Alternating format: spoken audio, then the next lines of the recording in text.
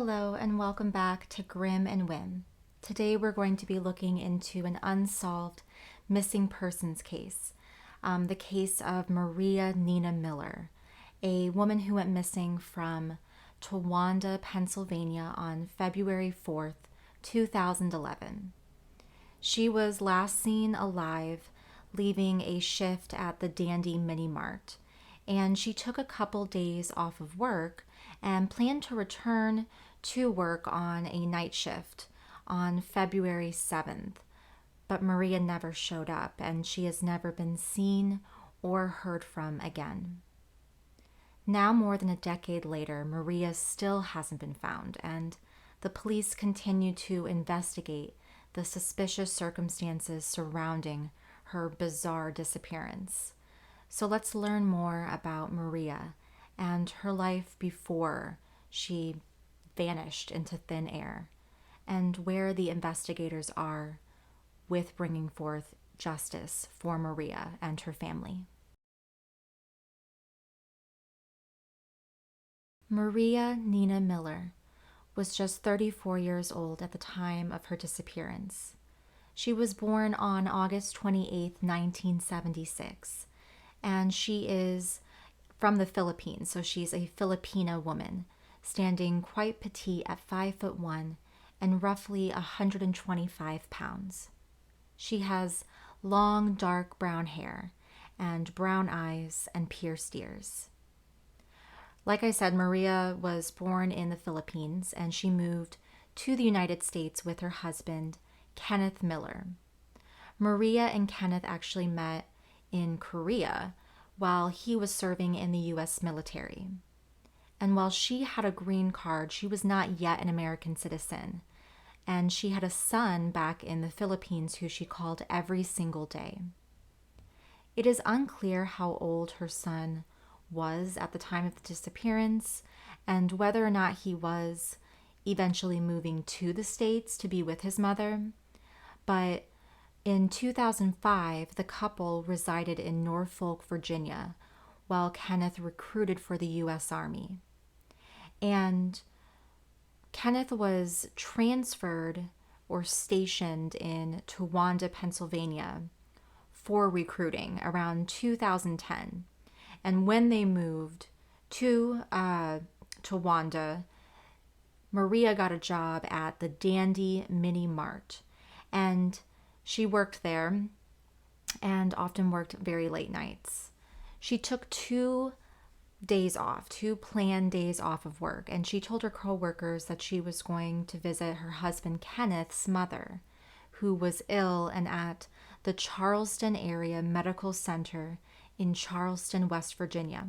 But her co-workers never saw her, and she never returned back to work, and she also didn't let her family know where she was going. It was as if she had just vanished into thin air.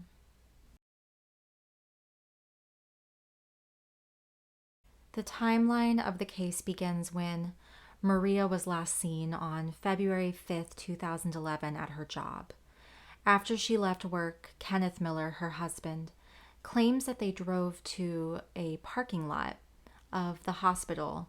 They were traveling in a Chevrolet Cobalt, and apparently the two got into an argument. And according to Kenneth, Maria demanded that he take her to Virginia Beach because she wanted to see the beach. But keep in mind that we only have Kenneth's version of the events. We don't have Maria's version because she still hasn't been found. And so going forward on this timeline, just take everything with a grain of salt because we do only have Kenneth's version of events to go off of. So apparently, Kenneth, the husband, he allegedly dropped her off at an unknown apartment complex in Virginia Beach, and then he just left. The timeline doesn't really pick up until June 2011, which is 4 months after she was last seen. She's finally reported as a missing person by the U.S. Army after it was brought to their attention that nobody could find or contact her. Now, why did it take 4 months for someone to report her missing? That's exactly what the search team and her family are wondering, as the case is currently being investigated by the Pennsylvania State Police, Troop P, the West Virginia State Police, and the FBI. So they're all wondering the same thing. Why did it take so long to report her missing? And are we really supposed to believe that her husband Kenneth just dropped her off and she goes missing and months pass and he doesn't report her as missing? And he actually never reported her as missing. The Army reported her missing, and the Army was tipped off to her disappearance because her family was beginning to worry about her back in the Philippines. And like I said before, Maria did have a son who was still living in the Philippines, and she called him every single day. And so when the calls stopped coming, the family was obviously worried, and it must have been really scary being on the other end of the world. I mean, the Philippines is, on the other side of the world, on the Eastern Hemisphere. And then we have, Maria and her husband who are in the Western Hemisphere. And it's just such a long distance away, completely different time zones. And it must have been really scary when they couldn't get a hold of her, because it's like, what do you really do? Who do you call for a missing person when they're not just in a different country, but on a different continent and on a different hemisphere of the world? Not to mention, there is also likely a language barrier, which just adds a whole additional layer of confusion and frustration for the family and the investigation team, trying to piece together her life, and with, language barriers and cultural barriers, and also just physical barriers in terms of the family being on the other side of the world and the case is happening in the United States. It just really makes it difficult to piece things together. And I really feel for the family, because I can't imagine how terrifying it must be to just not know where your loved one is. So now let's get into the investigation. I've seen varying numbers, but the FBI is offering somewhere between $5,000 to $7,000 for information that leads to a resolution in Maria's case. When Kenneth Miller, her husband, spoke with Eyewitness News, he stated the following: "I did nothing wrong. I had nothing to do with her disappearance. I understand that the police have to look at me as a suspect, but I have nothing to hide. I don't know where she is." Leads and the evidence in this case are pretty few and far between. It is certainly not a closed case. And the state trooper who has taken on this case has done amazing work and is just so determined to understanding what happened to Maria. Pennsylvania State Police Trooper Miranda Music has not given up on finding out what happened to Maria, and she actually held a press conference in February 2023, pleading with the public to provide any type of information, any leads, any type of footage. If they've heard something, please say something. And hopefully there will be some resolution to this case, because as of right now, if no one comes forward, it's going to be really tricky to solve this case. There has never been a body discovered. As far as we know, there isn't, any type of cell phone data, credit card data, anything like that points to any type of location for Maria if she did just up and leave. We just don't really have a ton. And we're going to get into the theories right now, but before discussing the theories, I did want to stress that, as always, these are simply theories. Everyone is innocent until proven guilty, not guilty until proven innocent. And we, of course, can speculate and ask questions and, theorize, but at this time, there are no confirmed suspects, only persons of interest. But with that being said, let's go ahead and get into the theories about what may have happened to Maria. Theory number one is that perhaps Maria left on her own volition. It is always possible. However, there is no evidence that she had, one, a means of leaving anywhere on her own, and then two, it didn't seem like she had any plans to go somewhere off on her own. She didn't take anything with her. She had told her coworkers that she would be back for her midnight shift 2 days later, after she and her husband left on their trip to see her mother-in-law. But she just never showed up for her shift. And even though, maybe she did run off and, want to live a life away from Kenneth, it's still strange that she never contacted her son or her family back in the Philippines. So this theory doesn't really make much sense. She also wasn't an American citizen, which would have made it very difficult for her to get the things that she needs to live on her own. Theory number two is that Maria was met with foul play during the road trip. The road trip she took with her husband to see his mother and her mother-in-law. And the likelihood of a stranger or like a serial killer or something having something to do with her disappearance, it is a possibility. It's not, beyond the realm of possibility, but it is more likely that someone who she knew and was with that day is responsible. And Kenneth was the last person that was with her, according to the timeline that he provided to the police. And it is unclear whether or not there were any other people that she met on the trip to see her mother-in-law. And Kenneth has never been officially confirmed as a suspect in the case, but his behavior is suspicious, to say the least. And I personally find it very strange that he hasn't been more on the police's radar. I don't know if they are just buying their time, trying to get more, substantial evidence so that they can charge him with something. That makes sense. But there also could be a cover-up.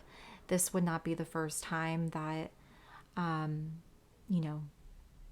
a police department has done something shady, or the army has done something shady and covered something up.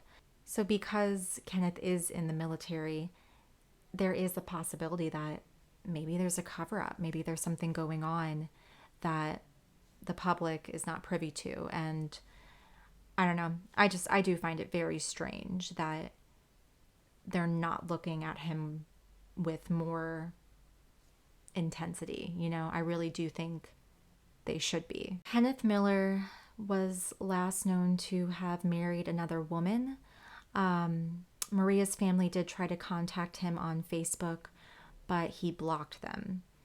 And there also doesn't seem to be much of a trace of Kenneth. His Facebook account seems to have been deleted, and there doesn't really seem to be any other social media accounts that he is on. The strangest thing about Kenneth, though, is that he told police that he dropped Maria off at some unknown apartment complex in Virginia Beach following the argument that they had had. So you're telling me you just left your wife at some apartment complex with no car. She isn't a legal U.S. citizen. And then she's just never seen again. And you have no idea what happened to her. I think most people can agree that something is very off about this situation. And I really don't think that Maria is alive anymore. I hope she's alive, but kind of my gut feels like it's a big possibility that maybe she isn't alive anymore. And I do think that we should be looking at Kenneth with a magnifying glass. I'm not saying that he is guilty, but with the lack of evidence and with him being the last person to see her alive and the fact that he just dropped her off somewhere, to me, it just seems really negligent. And I don't necessarily think that, he could be charged for, negligence or anything like that. She is a grown woman. But that being said, I mean, as a married person, I just can't even imagine, argument or not, just leaving my husband somewhere and then just, I don't know. It doesn't, I don't know, just something doesn't sit right with me. The whole situation is very bizarre. And as far as I've read, he did, you know, participate in, the police questioning. He was, cooperative. And yeah, he's a free man walking around today. And the investigative team still has no idea what happened to Maria and if she is even still alive or not. But with all that being said, that's where, sadly, the updates to Maria's case ends. This case is so incredibly frustrating because while it is still open and there are, investigative teams still, doing the grunt work and, trying their best to find any type of, evidence to support a case, and find, a suspect and, bring justice to not only Maria, but for her family. But the team is very desperate for answers, and they really need the public to provide any type of information to solve this case, because as of right now, there just really isn't a lot of evidence to go off of. It would be super helpful if there was a way to, pull CCTV footage or, cell phone data, debit card, purchases, whatever, to really narrow down the exact timeline, because I do feel like in 2011, there would be more information like that to sort of, make the timeline and the story make a lot more sense, because it really does seem from, Kenneth's, retelling of the events, there seems to be some pockets of time and some events that just are not accounted for. I just really don't understand dropping your wife off at, this unknown apartment complex and just leaving. Like, I don't know. To me, that just does not make any kind of sense. But I digress. And if alive, Maria would be 47 years old. And I do hope that she is found alive. But if she isn't and she's found in, the worst case scenario would be that she is found dead. At least we would have some answers. And that's probably the hardest part, is that, this little boy, her son, we don't know how old he is now, but her son has no idea what happened to his mom. And that's just so heartbreaking. And I really, really hope that the investigative team is able to bring some kind of answers and peace to this family, because it's just so not fair that this happened to them. And I just really hope that we get some sort of resolution, whether good or bad, that some sort of truth comes out for Maria and her family. I'm going to put all this information in the description box for the Grim and Whim podcast, and then also on YouTube. But if you have any information regarding Maria Miller, you can call 1-800-225-5324 or email tips to tips.fbi.gov. And you can also reach out directly to Trooper Miranda Music, who is the lead investigator in Maria's case. and her number is 570-265-2186. Thank you so much for joining me. It's goodbye for now, but I hope to haunt you again soon.